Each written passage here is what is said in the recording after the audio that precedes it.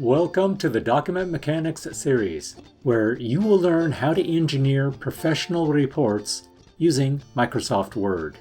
These demonstrations are recorded on Windows 11 Pro desktop computer using the Microsoft 365 Office suite. In this series, I will be working in the full Microsoft Word desktop application. My name is William E. Schlosser. Students call me Dr. Bill. Now we move further into outline structure. Every professional report follows a hierarchy. Begin with the title of the report. Type the full report title once.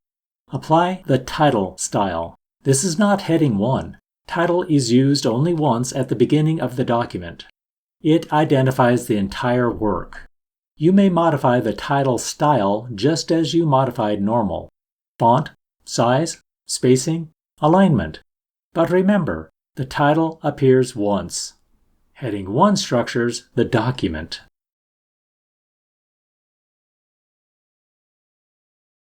Professional reports move in sections. Many people simply write Introduction. You may do that, but first, begin with a clear, descriptive title. For example, the business sector, forestry in Washington State. That is the title of the entire report. It identifies the work as a whole. The major divisions of your analysis will then be structured using heading 1. Those heading 1 sections form the backbone of your report. Watch how this structure builds. Title: The business sector, forestry in Washington State. That title identifies the entire report. Now we move into the major divisions of the analysis. Apply heading 1 to each major section, defining the forestry sector. Washington State's forestry sector. Forestry's establishment in Washington State's economy. These are not titles. These are structural divisions. Heading 1 makes the primary analysis components of the report. Everything beneath them will develop those ideas. Now, under each heading 1, introduce heading 2 entries. For example, defining the forestry sector, forest land owners, professional forestry, timber mills, and lumber production. Washington State's forestry sector, heading 2's species composition, growth and harvest cycles, market structure. Notice the hierarchy. Heading 1 is a major topic. Heading 2, subtopic within that major topic. Structure reflects analytical organization. Now we refine the visual hierarchy. If you want heading 2 to be indented every time you use it, you must change the heading 2 style itself. To do this, place your cursor inside any heading 2 line. In the Styles group, right-click heading 2. Select Modify. Click Format, lower left, choose Paragraph. Under the indentation, set left indent 1 level to the right. Click OK. From this point forward, every heading 2 entry will automatically use this indent. Important: using the Increase Indent button once on the ribbon is one-time manual adjustment. It does not redefine the style. To get there, you need to go through the Modify route. Document Mechanics requires style level control. Now do the same for heading 3. If you want heading 3 to always appear nested under heading 2, you must modify the style itself. Place your cursor inside any heading 3 line. In the Styles group, right-click heading 3, select Modify, click Format, lower left, choose Paragraph. Under indentation, set the left indent 1 level deeper than heading 2. For example, if heading 2 is set at 0.5 inches, set heading 3 at 1.0 inches. Click OK. Now every heading 3 will automatically align underneath heading 2. Do not use Increase Indent for structural hierarchy. Style definitions control structure. Example of a heading 3 use? Sometimes a heading 2 requires further division.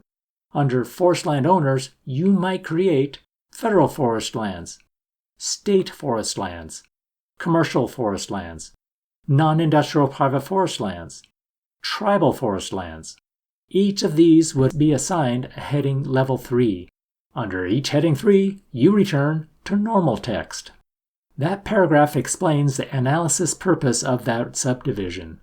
Headings organize. Normal text develops the argument.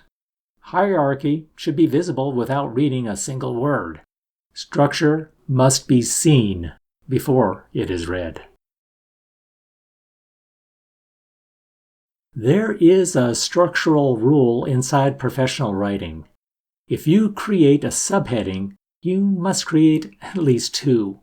If you introduce heading 2 under heading 1, there must be another heading 2 under that same heading 1. Never create a single subdivision. Hierarchy implies division. A single item is not a division. It is a continuation. If you only have one heading 2, that content likely belongs inside the heading 1 discussion. Subheadings signal comparison, contrast, classification, or structured development. Without at least 2 elements, there is no structural logic. Professional reports respect symmetry. Structure must justify itself. After every heading 1, write normal text. Introduce the section. Tell the reader what this section will accomplish. Do not tell the entire story. Set the stage. Then move into heading 2. Develop focused content. If needed, subdivide into heading 3. The structure follows. Heading 1, normal paragraph. Heading 2, normal paragraph. Heading 3, if needed, normal paragraph. Structure always returns to normal text. Headings are markers.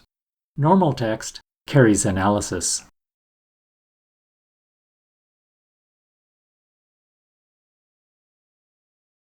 When you use heading 1, heading 2, and heading 3 correctly, Word understands your outline. Word builds your table of contents automatically. Word organizes the navigation pane. Word maintains consistent hierarchy. Your document becomes professional.